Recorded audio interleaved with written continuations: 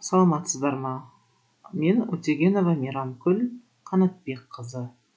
Жамбыл облысы Жуалы ауданы Бауыржан Момышұлы ауылы номері 1 мектеп гимназиясының бастауыш сынып мұғалімі. Бізде қазір қазақ тілі сабағы. Балалар,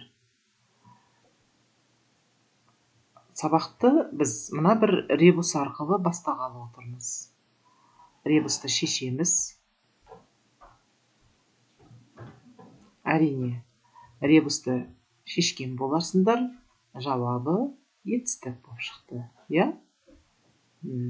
Ендеше балалар, біз етістік жайлы өткен сыныптарда, өткен сабақтарда өткен болатынбыз.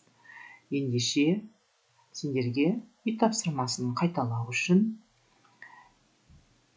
етістіктің бірнеше бөлімдеріне байланысты негізгі, туынды, дара, күрделі, болымсыз, болымды етістіктерді, түрлерінің ережесін жазамыз және әрқайсына мысал келтіреміз.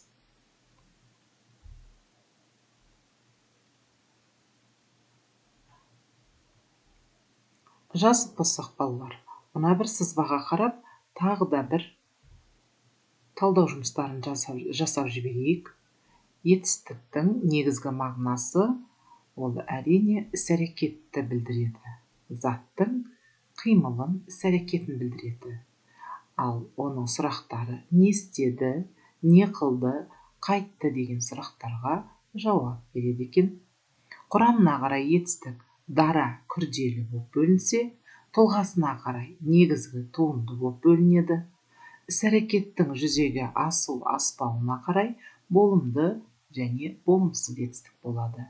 Біз өткен сабақтарда етістіктің жіктелуіне тоқталып өткен болатынбыз.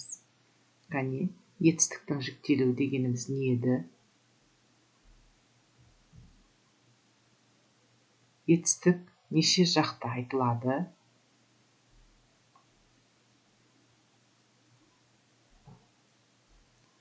Енді балалар, келесі сабақ, біздің бүгін өтетін сабағымыз, қарастыратынымыз ол етістіктің шақтары.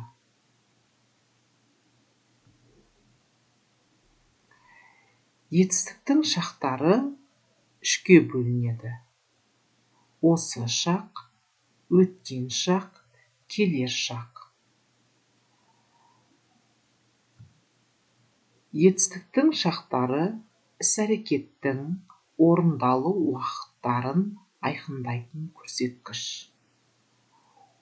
Орындалу уақыты дегеніміз, мәселен, кешегі өтіп кеткен орындалған іс-әрекет.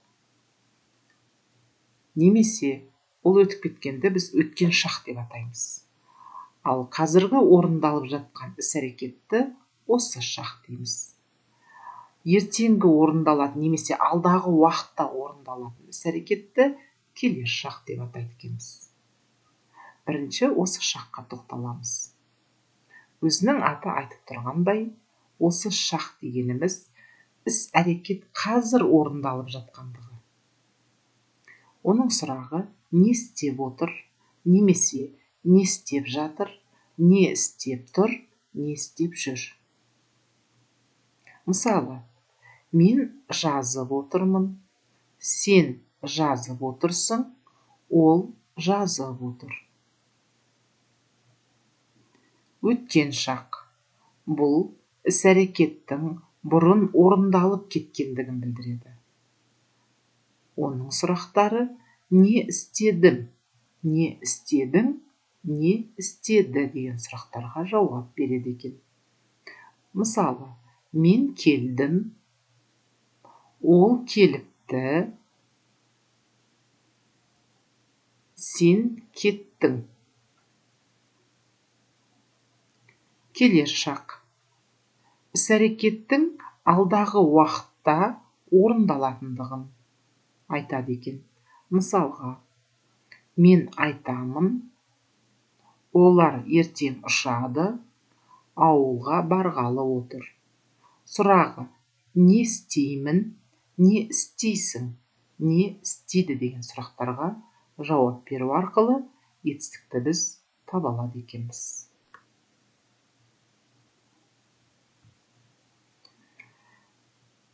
Етістіктің шақтарын толық мағлұмат алу үшін біз мына бір етістіктерге тоқталып, үш шақта айтып өтейік. Кел етістігін алатын болсақ, осы шақ келе жатыр. Өткен шақта келді болады. Өйткені ол келіп қойды ғой. Сол себепті ол келді болады. Келер шақ келер. Жаса етістігін алатын болсақ, осы шақ жасап тұр. Не істеп тұр? Жасап тұр. Өткен шақ не істеді? Жасады. Келер шақ жасамақшы. Міне балалар. Етістіктің шақтары дегеніміз іс-әрекеттің уақытысын білдіреді екен, орындалу уақыттарын айқындайды екен. Ендеше балалар, сендерге осы етістіктің шақтары түсінікті болса, үш шақта, осы шақ, өткен шақ, келер шақта бірнеше мысалдар жазып орындаймыз.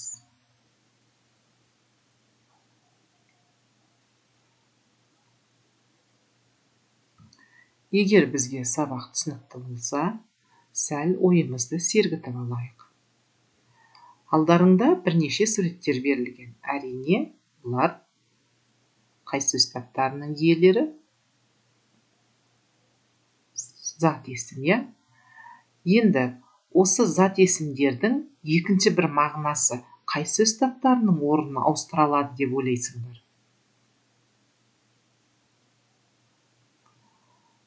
Дұрыс айтасыңдар. Қаз. Бұл жерде суретіне қарап біз құсты біліп тұрсақ, қаздың екінші мағынасы ол етістікті білдіреді. Бір нәрсені қаз не істе? Қаз. Егер ол қазды болатын болса, ол етістіктің шақтарына қарай өзгертуге болады екен. Ал қазды десе, етістіктің қай шағына жатады?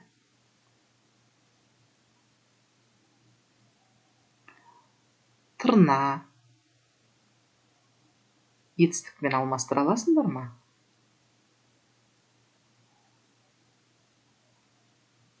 Тырнап жатыр десе, қай шақта айтылып тұр?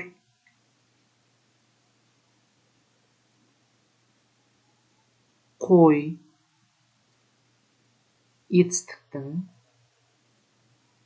Етістікке алмастырғанда, егер оны қойды десек, қай шақта айтылып тұр? Жақсы балалар. Ендеше бүгінгі сабағымызды қалай игергенімізді біз кері байланыс арқылы көрсетеміз.